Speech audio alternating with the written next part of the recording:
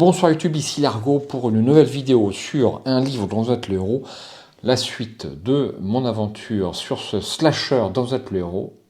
Donc il n'y a qu'un seul volume qui existe, j'ai regardé, je pensais qu'il y en avait deux, mais en fait c'était des couvertures différentes, il n'existe qu'un seul volume pour l'instant dans cette catégorie un petit peu particulière. Donc je vous rappelle que j'étais rendu dans la bibliothèque, je viens de trouver les Necronomicon au sommet d'une étagère, c'est l'un des objets à trouver pour accéder, je vous le rappelle, à la deuxième partie. C'est tous les objets que l'on doit trouver. Donc moi j'ai trouvé le Necronomicon, j'en suis à 1 sur une petite vingtaine. La tension monte. Vous vous enfoncez désormais dans ce dédale à la recherche d'une sortie plus que d'un indice. Mandy avait raison, c'est vraiment une idée ridicule. Vous vous accoudez contre une armoire pour reprendre votre souffle. Un souffle caresse votre nuque. Vous sursautez et vous retournez d'un seul coup. Confrontation spéciale. Si votre jauge d'abstinence est à 5 ou moins, le tueur gagne plus 1 sur le résultat de son lancer de dés ou utilisation de la page sanglante. Si vous survivez, rendez-vous au 384. Alors moi je rappelle qu'en abstinence, je suis à 5 et j'ai 0 en combat, enfin plus 1 avec mon arme. Alors les combats, je lance un dé pour l'adversaire, je multiplie par 2, ça fait 2, je rajoute 1 pour ce combat, ça fait 3. Moi je lance un dé pour moi, pour mon score de défense, 3 plus 1, 4. Pour ma lampe de bureau, eh bien je viens d'échapper au tueur, sinon j'aurais perdu 2 points de vie. Donc comme vous pouvez le voir, je le rappelle, eh bien, le tueur est très avantagé puisque lui, il lance 2 dés. Moi, je n'en lance qu'un. Donc quand vous n'êtes pas très bien armé, j'ai l'impression que chaque confrontation avec le tueur se traduit par votre décès, malheureusement. Donc je vais au 384.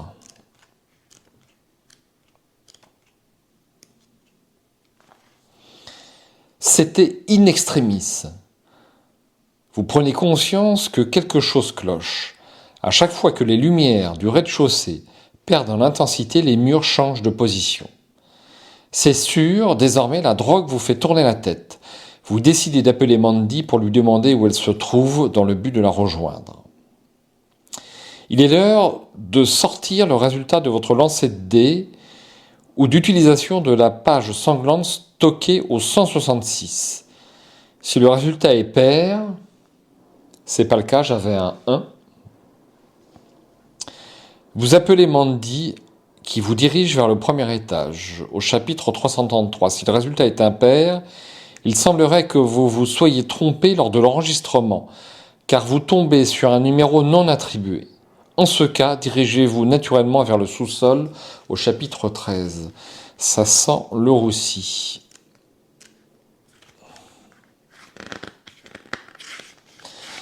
Chapitre 13. Sans savoir où se trouve Mandy, elle est d'ailleurs peut-être même partie, vous vous hâtez de sortir de cet enfer. Vous arrivez finalement face à un escalier descendant. Il s'agit sans doute du sous-sol, un endroit où vous pourrez vous cacher. Vous rassemblez votre courage et descendez dans les ténèbres, dans l'espoir d'avoir fait le bon choix. La plaque, à l'entrée du couloir, indiquait « Patrimoine ». Vous n'avez guère idée de ce que cela signifie dans ce contexte, et vous espérez ne pas vous retrouver dans un quelconque débarras.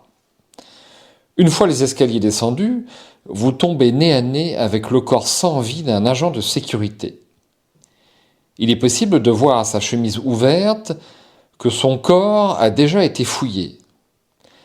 La porte du sous-sol, normalement scellée grâce à un jeu de cartes magnétiques, est entrouverte. Cela peut vouloir dire que l'homme est mort en sortant, ou, dans le pire scénario, que le tueur s'y est aventuré avant vous, voire s'y cache.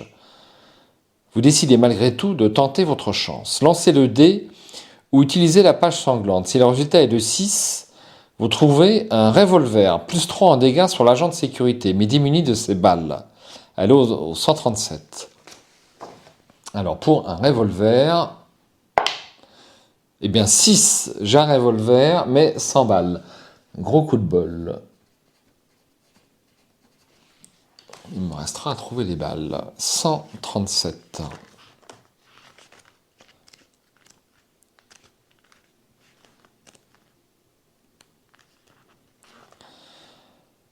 La réserve du patrimoine n'est finalement pas loin d'un débarras, mais est assez spacieuse pour contenir de nombreuses œuvres d'art.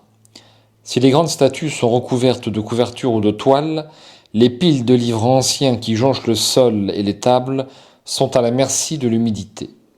Vous aviez entendu dire que la bibliothèque de Prescott était un haut lieu de culture. Vous ne vous attendiez pas à cela. Vous n'entendez aucun bruit dans la réserve et avez pris soin de fermer la porte derrière vous. Si vous possédez le revolver, vous pouvez faire un détour en 178 par le poste du gardien situé dans le renfoncement non loin. Si vous ne possédez pas l'arme, avancez droit devant vous au 356. J'ai le revolver, gros coup de bol. 178. Vous voici désormais dans le bureau de l'agent de sécurité décédé. Votre regard est immédiatement attiré par une brochure au vernis brillant qui reflète la lumière des néons accrochés au plafond. Il s'agit d'un prospectus de l'université de Pendleton. Le gardien songeait-il à travailler pour une université concurrente ? Quelques écrans de surveillance affichent des images de la bibliothèque. Vous passez chaque écran en revue et ne constatez ni la présence de Mandy, ni celle du tueur. Vous vous détournez du poste de garde et fouillez le tiroir du bureau à la recherche d'un chargeur pour votre pistolet.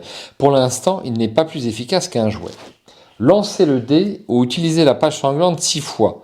Trouvez une balle pour chaque chiffre pair obtenu. Puis allez au 356. 6 fois. Alors, 1, 2, 3, 4, donc 1, 5, 2 balles et 6. J'ai trouvé 3 balles, je suis dans la moyenne, je vais le noter. 3 balles.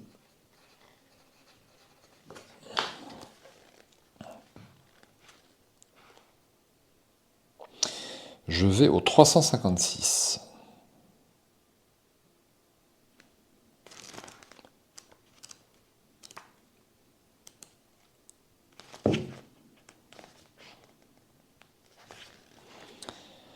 En avançant dans le sous-sol, vous découvrez les éléments d'une exposition sur les Indiens d'Amérique.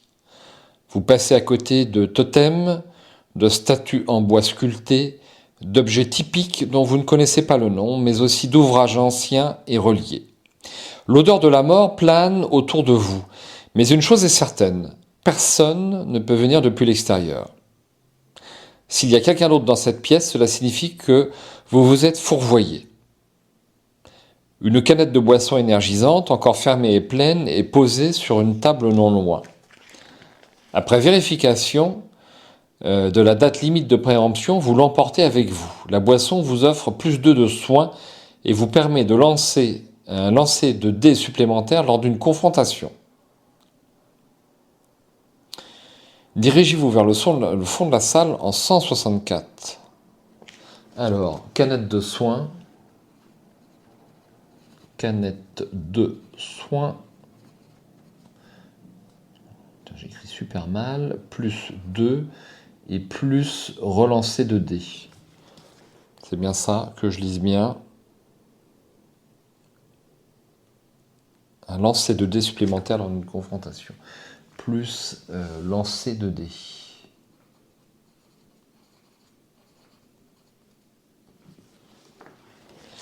Alors les règles sont pas toujours super claires. Quand je vais avoir une confrontation, je bois la canette, ça me fait plus 2 et je relance le dé. Bon, c'est un peu...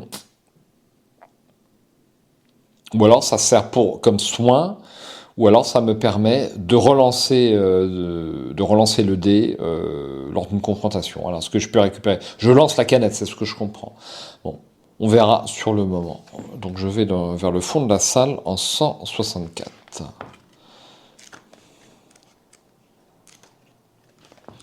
Le fond du sous-sol patrimoine n'est rien d'autre qu'une impasse de béton. Un souffle long et bruyant vous fait vous retourner. Comme vous l'aviez pressenti, le tueur se trouvait déjà sur les lieux et vous vous êtes fait piéger comme un rat. Cependant, bien que mal agencée, la pièce est grande et vous avez l'espace nécessaire pour vous défendre. Si vous ne possédez pas le revolver, emparez-vous d'une lance d'exposition tenue par la statue d'un grand chef indien proche de votre position. La lance fait plus 3 de dégâts, mais s'effrite après chaque utilisation pour faire plus 2, plus 1 avant de se briser. Alors, le revolver, qu'est-ce qu'il nous fait? Parce que pour l'instant, on ne sait pas. Alors, c'est au début du bouquin, le revolver rapporte 4 points de dégâts. Alors, attention, là, c'est un combat super sérieux.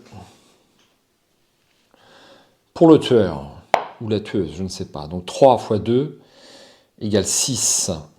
Ensuite, pour moi, donc je tire une première balle. 2 plus 4, 6. Alors, je pense que je ne peux pas me servir de ma lampe du bureau, c'est pas possible. Donc là, c'est égal. Je me souviens plus ce que ça fait lorsque c'est égal. Putain, faut que je regarde. Je m'excuse. Si votre score est plus haut que votre adversaire, vous lui échappez. Si votre score est inférieur, vous perdez 2 points de vie. Et vous devez continuer à vous battre pour la survie. Ah oui, c'est bien ça. On ne sait pas. On suppose qu'il ne se passe rien. Donc je tire une deuxième balle. Allez, on y va. Pour le tueur, donc ça fait 8. Et pour moi, 3 plus 4 égale 7. C'est encore perdu. Je passe à 2 points de vie. Et je vais tirer mon avant-dernière balle. Donc pour le tueur, 2 plus, ça fait 4. Et pour moi, normalement je dois réussir.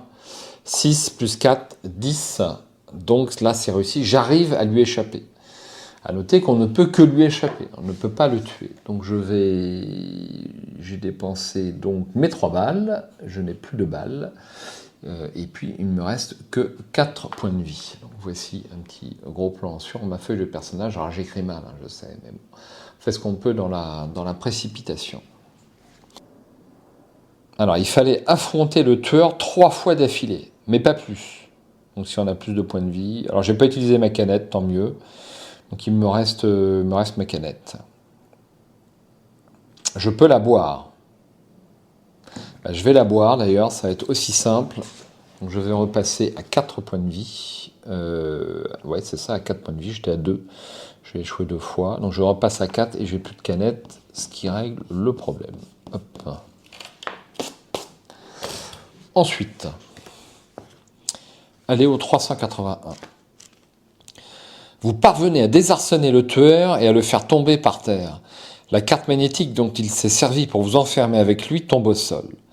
Vous la ramassez d'un geste vif. Vous utilisez votre force pour faire basculer l'un des grands totems sur le tueur et ainsi l'empêcher de se relever. Vous filez à toute vitesse du sous-sol pour l'enfermer à l'intérieur en verrouillant la pièce grâce à la carte. Il ne vous reste désormais plus qu'à prévenir les autorités en espérant que votre ennemi ne se soit pas échappé d'ici là. Eh bien, c'est l'une des premières fins sur lesquelles je peux tomber, je vous mens pas. Sur ce premier coup, alors j'ai eu beaucoup de chance avec le revolver, ça c'est clair. Alors on ne sait pas qui c'est, ça me surprend un petit peu quand même. Ça me surprend, c'est un petit peu abrupt quand même, comme fin. Une fin un petit peu abrupte, mais c'est sans doute pas la meilleure fin que l'on peut obtenir, puisqu'on ne sait pas qui c'est, on ne connaît pas le scénario, l'une des fins, mais sans doute qu'il faut refaire plusieurs fois, forcément, le bouquin pour aboutir à quelque chose de bien meilleur. Donc là, on a juste réussi à l'enfermer, et on ne sait même pas si la police, en fait, arrive à le coincer. On reste un peu sur sa fin. Et bien, c'est la fin de ce premier essai pour ce livre Slasher dans notre héros, donc sympa, j'apprécie beaucoup l'ambiance, un petit peu quand même, voire très sombre, on tombe sur plein de cadavres, on manque de se faire trucider à chaque rencontre, c'est vraiment très particulier, et bon, personnellement, j'apprécie. Donc on va refaire plusieurs essais pour ce bouquin, si vous le voulez bien. Ciao, bonsoir, et puis j'espère à bientôt sur la chaîne Livre Adventure TV. Ciao.